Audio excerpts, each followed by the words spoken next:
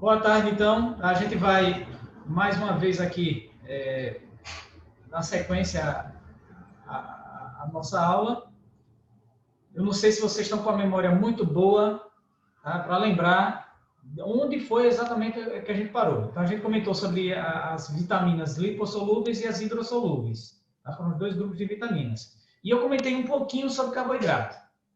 Então, das substâncias orgânicas, vocês lembram que carboidratos são aquelas que, preferencialmente, a célula vai usar para fazer a produção de energia. Não sei se vocês lembram disso. Aquela da respiração celular, em que você oferece a glicose, tá? Como, por exemplo, o carboidrato principal, né, que vai ser utilizado. E lá na mitocôndria, lá na célula, vai fazer a chamada respiração celular. Aquela em que você vai pegar, a célula vai degradar parcialmente, né, e gradualmente a glicose, para não liberar muita energia, que é tanta energia que tem nessa substância, que se a célula fizesse um processo para liberar de forma espontânea e instantânea, aí a célula morreria com a carga de energia que ela iria liberar. Então, por isso que é interessante que a célula vai liberando gradualmente. Então, ela vai liberando gradualmente e essa energia vai sendo utilizada pela célula. Outras substâncias poderiam ser utilizadas como fonte de energia, tá? Mas a gente considera como fonte de energia secundária. É como os lipídios, né, e as proteínas. Na sequência, seria mais ou menos isso. Você utiliza carboidrato, depois lipídio, depois proteína. Quando um corpo tiver a necessidade de utilizar a energia de uma proteína, porque o negócio já está complicado, ela não tem nem mais carboidrato, nem gordura no corpo. Ou seja, já consumiu toda a sua reserva energética natural e aí ela está consumindo estruturas do próprio corpo. Tá? Então, a musculatura regride, o corpo não se desenvolve muito bem. Então, o ideal é carboidrato, tendo a reserva energética secundária, que é o lipídio, que não é interessante que você tenha demais, você sabe quais são os distúrbios. Que uma pessoa gorda, né, obesa, ela pode desenvolver problemas arteriais, problemas hepáticos, né, o rim ele pode ficar sobrecarregado de gordura. E aí o fígado sobrecarregado de gordura, e aí seria um problema gigantesco. Então, agora, por que a célula utiliza o carboidrato como principal? É porque ele é o mais energético? Aí vocês lembram que eu disse que não, né? Não é porque o carboidrato é mais energético, porque, na verdade, o mais energético são os lipídios. Agora, para que um lipídio seja utilizado, a quantidade e o processo é tão longo que vai gastar mais energia do que normalmente ele produzia. Então, o saldo ele não fica satisfatório, haveria um desgaste muito maior da célula. Então, a substância que é rapidamente utilizada é realmente o carboidrato. E aí eu coloquei para vocês que a gente classifica os carboidratos em 3 grupos. Os monossacarídeos, os oligosacarídeos e os polissacarídeos. São 3. Bom, desses 3, qual é aquele que é o compositor inicial, ou seja, aquele que é a base? A gente chama de monômero. Olha que nome bonito. Ah, vocês vão lembrar. Monômero. A unidadezinha. Então, esse monômero é o monossacarídeo. Tá? Mono, 1. Então, é um açúcar simples. Esse açúcar simples pode se juntar formando disacarídeo, pode juntar mais um formando trissacarídeo, formando poucos monossacarídeos ligados. Então, a gente chama de oligosacarídeos. Se eles tiverem um valor enorme, 300, 500, 1.000, 2.000, 4.000 moléculas ligadas em sequência, aí você vai chamar isso daí de polissacarídeo. Então, foi nesse slide que eu parei e é nesse slide que eu vou tentar remontar a nossa história aqui. Vamos ver se vocês reconhecem a sequência de onde foi que a gente realmente parou, tá? Então, foi mais ou menos aqui, ó. Monossacarídeo, grupos de carboidrato,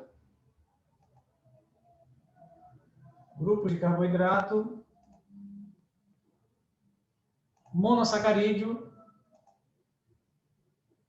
oligosacarídeo e os polissacarídeos. Tá?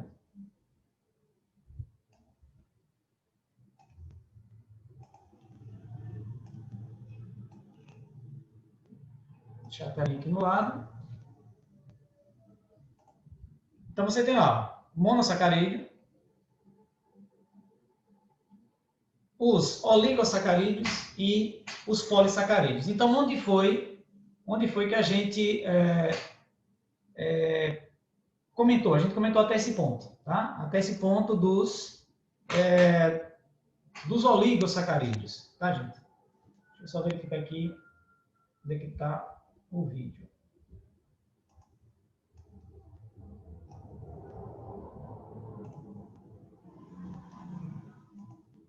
Rapidinho, isso é coisa rápida.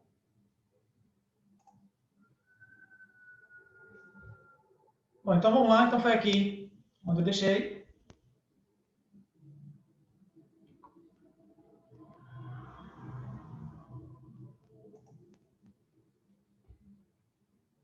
Pronto, beleza?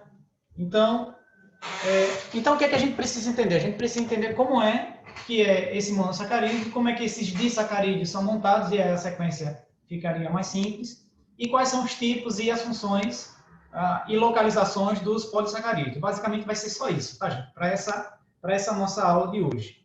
Então você tem o seguinte, dos monossacarídeos, a gente vai ter que entender que eles são os açúcares mais simples.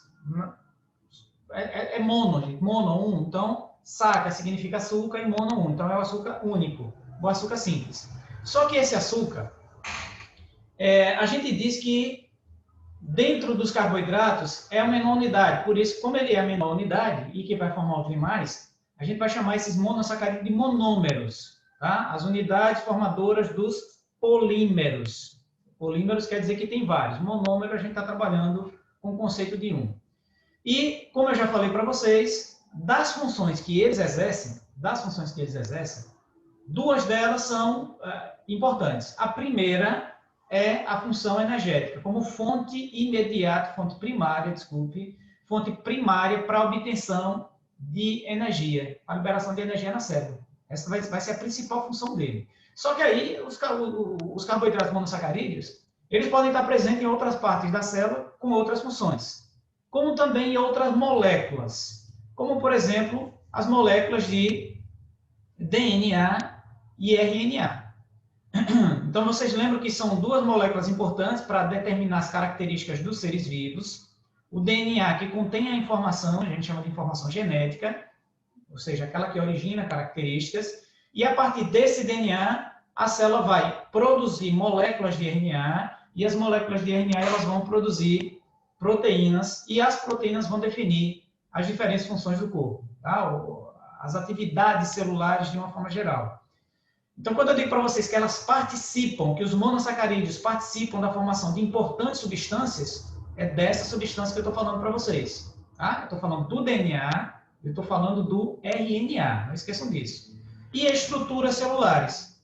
Bom, quais seriam essas estruturas celulares? A membrana plasmática, por exemplo, ela tem na sua camada externa, isso na célula humana, é um exemplo clássico, uma coisa chamada de glicocálice. Glico, gente, olha só o que é que deve ter. Glicose, tem açúcar. Tá? Então, tem polímeros ou unidades de açúcares ligadas entre si, presas na membrana plasmática para aumentar a sua capacidade de adesão. Tá? Ela muitas vezes adere uma película de água sobre ela e aí ela fica mais fluida, ela desliza com mais facilidade. Então, dependendo da circunstância, é reconhecimento, é para adesão celular, que a presença dessa substância aí do monossacarídeo na membrana plasmática, claro, não como só unidade mono, né, mas como a união de 2 ou 3 monossacarídeos para formar essa películazinha que cobre a célula como glicocálice. Desses monossacarídeos, a gente vai precisar entender quais são os principais tipos, os nomes de cada um e desses monossacarídeos. Lembra, eu não sei se vocês recordam, mas eu coloquei a fórmula geral de monossacarídeo, e a fórmula geral de monossacarídeo é CNH2ON, tá? Esse H2O entre parênteses. Foi para justificar o porquê do termo carboidrato, ou hidrato de carbono. Hidrato é porque tem água, H2O, e o carbonozinho que está lá no começo da fórmula, tá? CNH2ON. Então, a partir daquela fórmula, é que a gente vai montar os diferentes grupos, tipos, nomes de monossacarídeos. Então, são diferenciados entre si pela quantidade de carbono presente em sua composição. Isso é importante, porque tem 2 tipos de monossacarídeos que eles têm a mesma quantidade de carbono, têm a mesma quantidade de hidrogênio, mas tem uma diferença na quantidade de oxigênio. Geralmente eu coloco esse pontinho aí para o aluno se atrapalhar em uma questão objetiva, tá? Essa pequena diferença que vai ter em um desses grupos que eu comento mais tarde. Então, a quantidade de carbono é o que vai definir, tá? Porque geralmente o pessoal olha carbono e hidrogênio com oxigênio com a mesma quantidade, tá? Então, carbono do início e oxigênio lá no final, na fórmula. Então, não olhe só o oxigênio, olhe o carbono. Se o carbono tiver uma determinada quantidade, então, a partir dali é que a gente vai definir o tipo, consequentemente, seu nome. Cada grupo de monossacarídeos é definido de acordo com essa fórmula, que é CN, tá vendo aqui que eu comentei já, ó? CN, H2ON. Agora, o que é esse N? Esse N é uma variável, tá? Ou um valor inteiro, não é valor decimal. E esse valor inteiro, ele pode variar de 3 até 7. Então, é o valor mínimo 3 e o valor máximo 7. A gente substitui na fórmula, tá? Onde tiver N aqui, a gente coloca esse valor 3, 4, 5, 6, 7. Não é 3 e 7, tá, gente? É de 3 a 7. 3, 4, 5, 6, 7. Então, a gente tem 5 grupos de monossacarídeos, variando a quantidade de carbono em proporção com H2O, certo? Por isso que, geralmente, você vai ter a mesma proporção de carbono, mesma proporção de oxigênio, de quantidade de oxigênios por molécula. Então, esse N varia de 3 a 7. Como é que a gente vai, então, colocar isso daí para definir essa fórmula?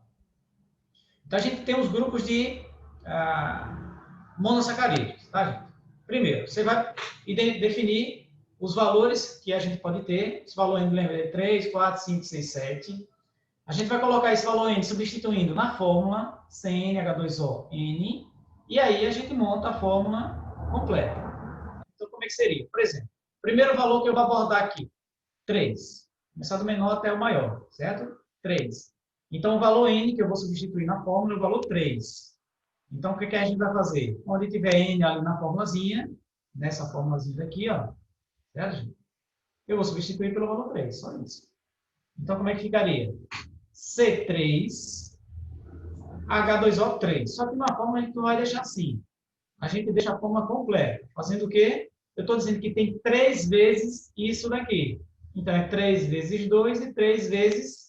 Lembra que número que tem aqui?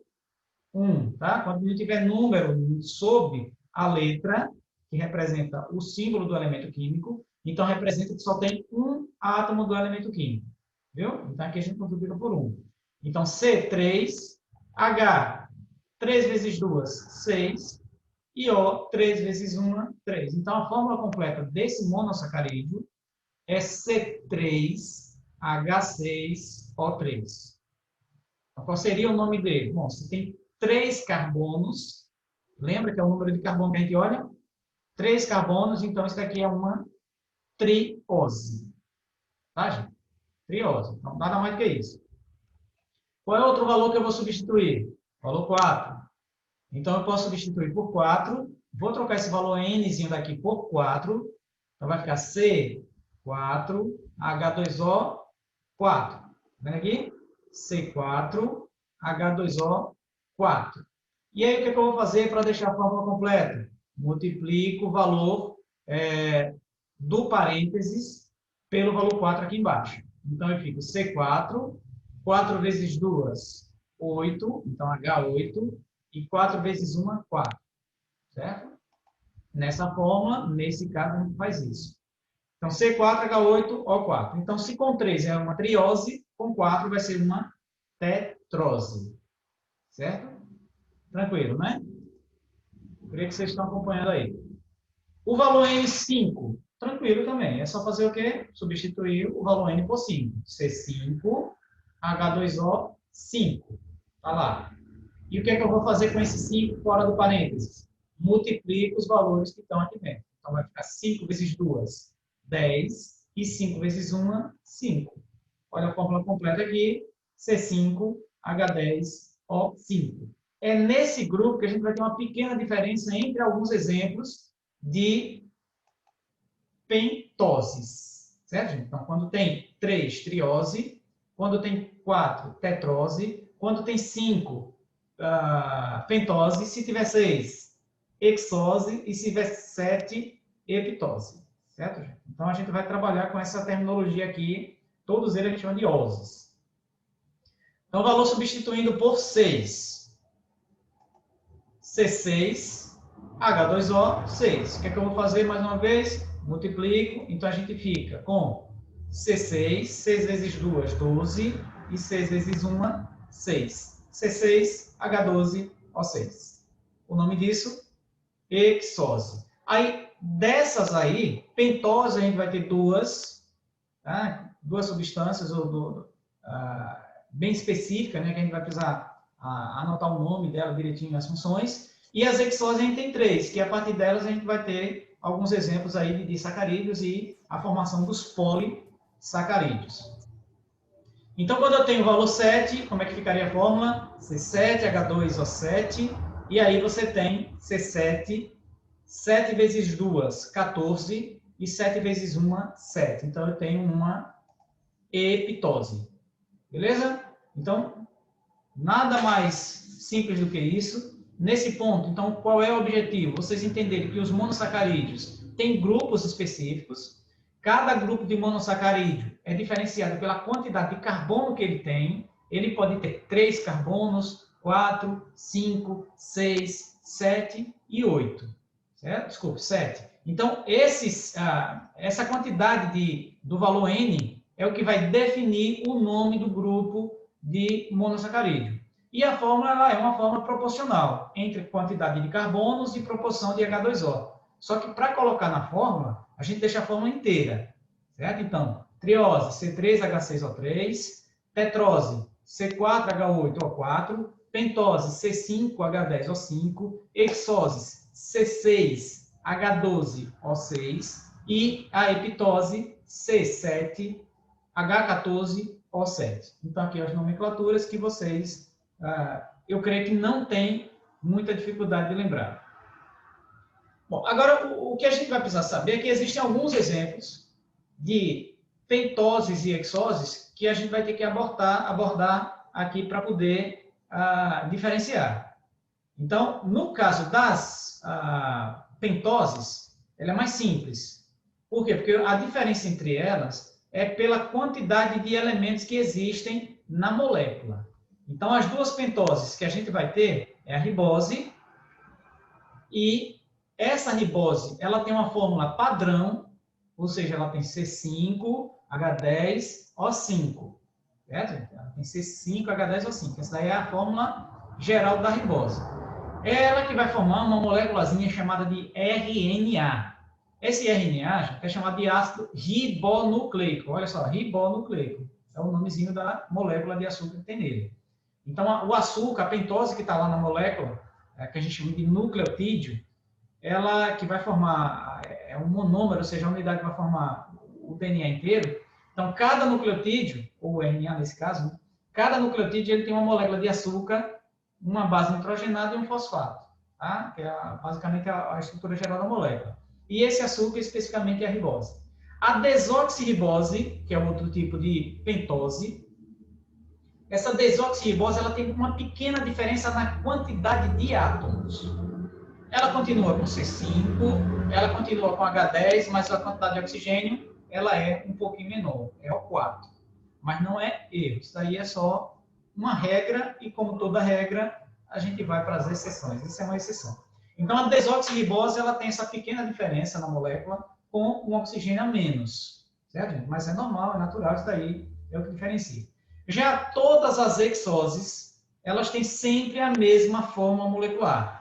C6H12O6.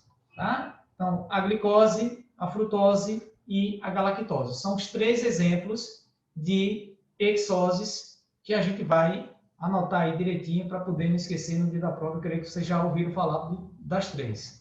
A fórmula química é C6H12O6. Aí o cara fala, peraí, professor, se todas elas são C6H12O6, se a quantidade de carbono, hidrogênio e oxigênio é a mesma, mas qual é a diferença então entre elas? Se elas têm 6 carbonos, 12 hidrogênios e 6 oxigênios. Aí vocês têm que comparar mais ou menos assim. Imagine que vocês pegaram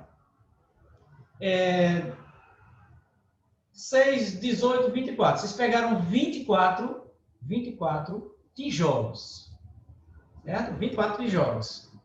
6 de um tamanho relevante, 6 de um tamanho um pouquinho maior e 12 bem pequenininhos. Vocês pegaram esses 24 tijolos. Será que eu pegando esses 24 tijolos que tem aí, eu vou fazer uma arquiteturazinha aqui, vou arrumar. Então, do jeito que eu arrumo aqui, pode ser diferente do jeito que cada um de vocês vão arrumar aí na casa de vocês, esses 23 alunos que estão aí, teoricamente, assistindo as aulas. Então, você tem aí, teoricamente, porque às vezes você está distraído e não presta atenção aí, viajou, ficou pensando ali na morte da bezerra, certo?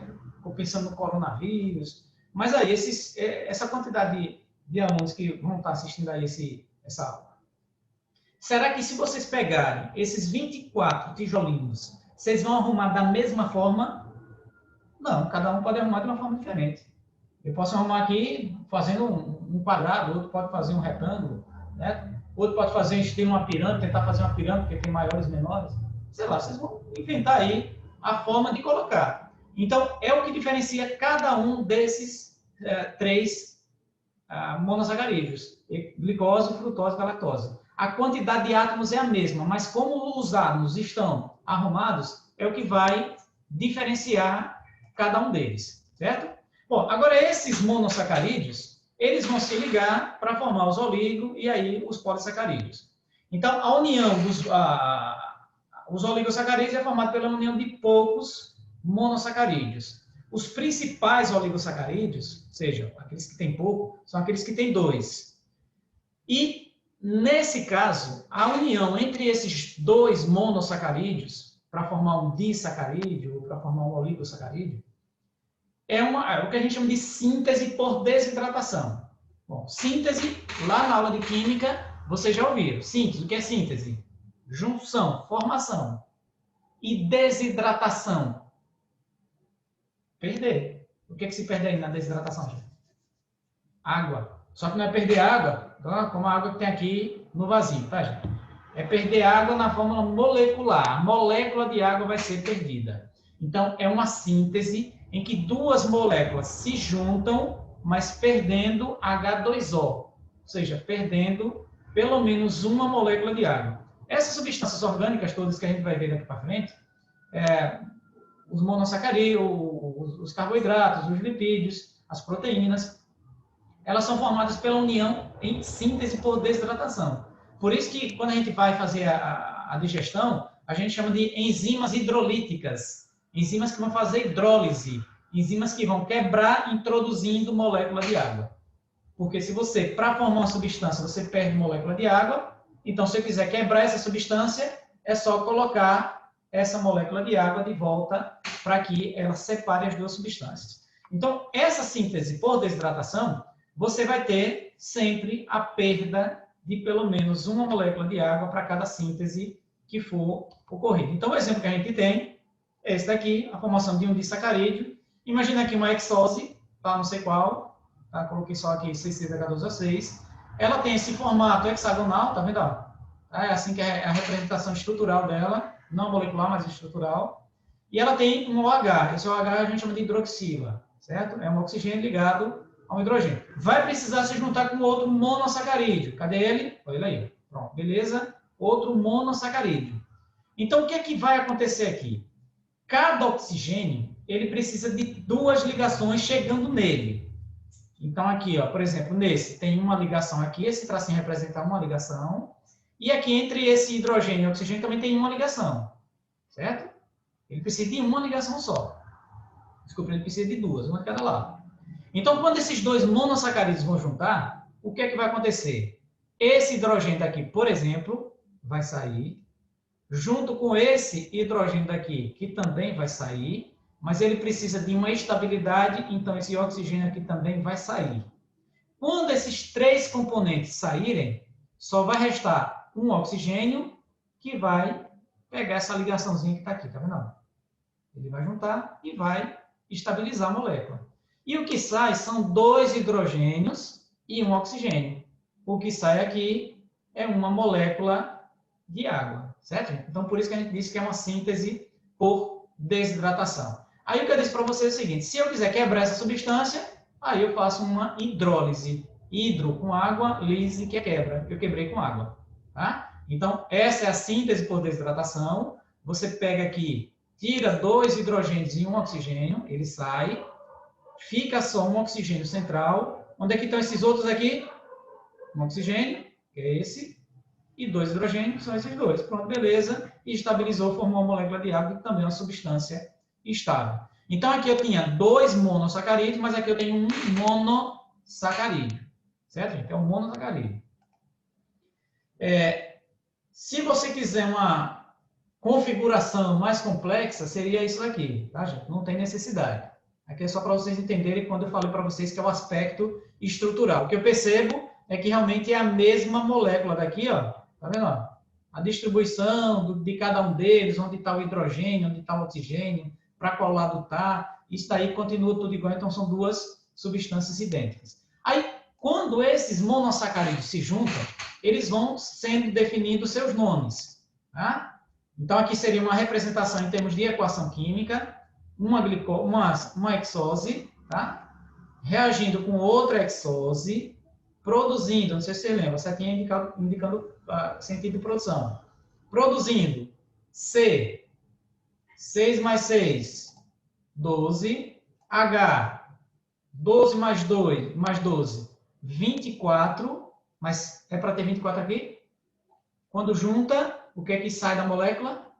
H2O. Então, 2 hidrogênios vão sair daí. Não pode ter 24, só pode ter 22. O, que seria o último componente da molécula a ser formada. 6 mais 6, 12. Teria que ter 12, mas é 12 para ter aqui? Não. O que é que sai da molécula? Não é H2 e um O. Tá? Então, eu tiro esse 1 daí. Então, eu fico 12 menos 1, 11. Então, a molécula de disacarídeo, a representação dela é essa.